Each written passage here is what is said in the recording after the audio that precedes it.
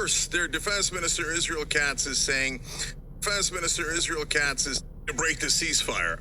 Of course, their Defense Minister Israel Katz is saying that if Iran goes fair use, fair use, fair use towards developing any nuclear facilities or any long-range missiles, which almost all countries have, they're going to start bombing Iran again. And basically they're saying, if you ever try to defend yourself, if you have any missiles that you could use for defense or otherwise, if you're not completely impotent, if we, Israel, cannot control your airspace, Iran, we will bomb you, attack you, and invade you. This ceasefire doesn't mean a goddamn thing. We'll attack you whenever the hell we want. And just to make it super clear, he said, we're going to do like Lebanon times 100. So what are they doing in Lebanon? In Lebanon, after they wiped out Hezbollah, they've been bombing them ever since in southern Lebanon. Nobody ever does anything about it because Israel's above the law. America protects their lawless war crimes over and over again. So they've just been bombing southern Lebanon. And so they're saying, we're going to do that times 100 to Iran, and they call that a ceasefire. That is unreal. That is Israel saying, yeah, we're above the law. We're not going to listen to this stupid ceasefire. The minute we want to, we're going to go right back to bombing the living crap out of Iran. Because we're Israel. We don't have to follow any laws. All we do is war crimes. And in fact, we have a story about that tonight on the Young Turks, 6 o'clock Eastern, Monday through Friday. Check it out every day. Today, fair use, fair use. Newspaper in Israel has a terrific story, an unbelievable story, heartbreaking story about how Israeli soldiers are saying, yes, at the food centers that we've set up, we're killing people on purpose. Innocent civilians on purpose, mowing them down. You know what it's called when you kill innocent civilians on purpose? Terrorism. So Israeli soldiers are admitting, yes, Israel is doing state terrorism. And now they're saying, and plus on top of that, we've got endless war for you. And America, your job is to send us a check and shut up, okay? So now, of course, we'll see how everybody responds, but usually the way everybody responds is, yes, sir, thank you, sir. May I please have another Israel, sir? Because it's almost all bought by AIPAC, the Adelsons, etc. In fact, they're doing a major campaign against Thomas Massey, just like they did against Jamal Bowman and Cori Bush and Andy Levin and Marie Newman. Doesn't matter if you're on the left or the right, Democrat or Republican. If you don't agree to Israel's war crimes, they will spend an enormous amount of money targeting you, and back people like Trump and Biden, who usually follow them to the T. Let's see what Trump does here. Is he America first, or is he just going to bow down to Israel as usual? All right, first and foremost, I want to give all honor and glory to Yahweh, Bahashim Yahushai, Bahashim Rakah HaKodash. Double honors to the elders and apostles of GMS who I learned from. Shalom to the whole elect, preaching his word in truth, sincerity. To you rips, to you sisters out there learning in silence and staying in order, I say to you all, Shalom. Right, I was just, playing that clip so you can see the nature of Amalek, the head tribe of Esau, man. And this is who you're gonna come against, man. In Jacob's trouble, who you're gonna encounter, right? If you're not right with Yahweh Ba'ashim Yahushua, this is why it's prevalent, that you get right with the Lord, because you will not have no hedge of protection. These people are animals, right? These JOOs, they have no mercy, right? As it pertains to Deuteronomy 28, this is the curse sent by Yahweh to the world, and more importantly to Jacob, the wicked Israel, the 2/3, right? That these people have no regards for the young or the old, right? They were supposed to live out there in the Middle East alongside whoever was living there at that time. And little by little, they started kicking everybody out by force and by violence, and the world stood shut, because we know who runs the world, man. No other country could get away with the things that they're getting away with but them, right? The earth is given onto the hand of the wicked, right? If not, who and who is he, right? He covered the faces, he covered the faces of the judges thereof, right? These people are pretending to be the people of the book, right? Covering the faces. If this is not the wicked, then who is? This is Proverbs chapter 16, verse 29. A violent man entices his neighbor and leadeth him into the way that is not good, right? Not only through his policies, his system, his religion, you know, his ideologies, his hypocrisy,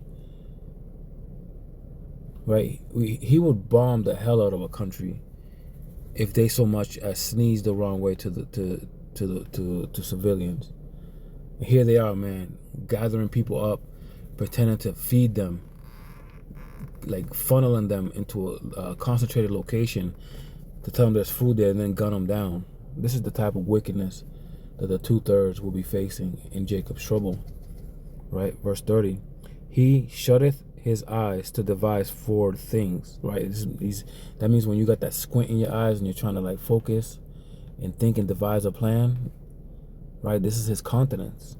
It says, moving his lips, he bringeth evil to pass, right? He got that snarl, right? If you look at the word churl, right?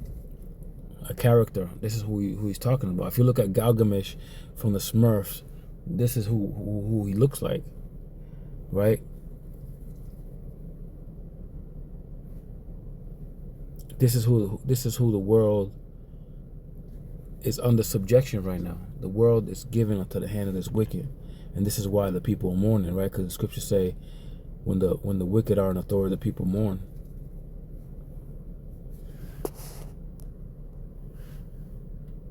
Video that aired on Palestinian TV shows a man in civilian clothing plow into a Palestinian man praying on a roadside in the occupied West Bank. The Israeli military said the man driving the off-road vehicle in the Thursday attack was an army reservist. It said his military service had been terminated and his weapon confiscated. The man struck Majdi Abu Mukho went to the hospital after the attack, but was unhurt and sent home. His father told Reuters the family was returning to the village of Deir Jarir when they encountered a roadblock. We waited for hours so we can cross with other people. While waiting, it was the time for prayer. My son decided to get out of the car and pray. He went to pray, and I was waiting in the car. Suddenly, we saw a settler in a tractor. He deliberately rammed my son, and he attacked me, and he sprayed pepper gas towards me.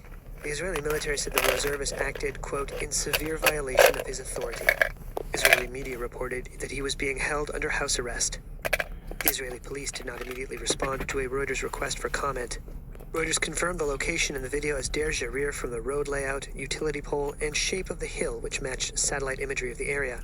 The location was also confirmed by Reuters reports on the ground. This year was one of the most violent on record for Israeli civilian attacks against Palestinians in the West Bank, according to United Nations data that shows more than 750 injuries. More than 1,000 Palestinians were killed in the West Bank between October 7th, 2023 and October 17th, 2025, mostly in operations by security forces and some by settler violence, according to the UN. Fair use. Ryan, this is what I'm talking about, man. The nature of this person, man, it's wicked. Here we have a man trying to pray to his God peacefully, and Esau just can't stand it. He just the thought and the irony of this man just getting out and being peaceful praying. He wants to run him over with a vehicle. It could have killed him, right?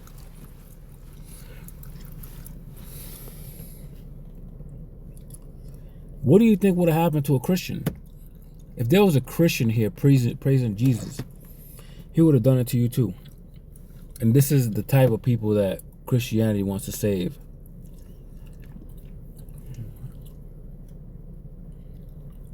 This is the man that's coming after the 2/3.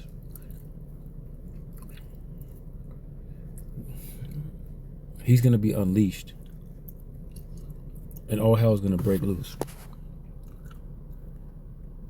You got to pray that your spirit is right in that time. This is Psalm 140, right? This is from King David. He fought a lot of Edomites. He knows exactly who we're dealing with, right? He killed a lot.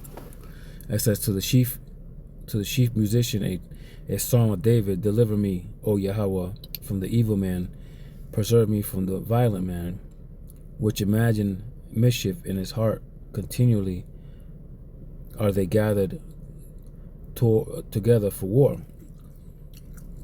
Right? And Babylon has been at war since its conception, right? And if you see, Amalek, the head tribe of Esau, can't even stay at a ceasefire for a whole week. They're just itching for blood. Verse 3, they have sharpened their tongues like a serpent adder. Poison is under their lips. Salah. For keep me, O Yahweh Ba'ashem Yahushai, from the hand of the wicked. Preserve me from the violent man who have purposed to overthrow my goings. Right? And when that time comes, and lawlessness comes, a man should desire to go into a city and shall not be able to. So he's going to stop everything, man. Your food, your travel, your purchases, right? You're done. You know, we're coming into some dark times, man. And this is the time to stay prayed up and linked up to Yahweh Ba'ashem Yahushai. But anyways, man, I pray this lesson was edifying. I want to give all honor and glory to Yahweh Ba'ashem Yahushai Ba'ashem Rakah HaKodash. Double honors to the elders and apostles of GMS who I learned from. And a healthy shalom to those for like preaching its word and true sincerity, to you ribs, and to you sisters out there learning silence and staying in order. I say to you all, shalom.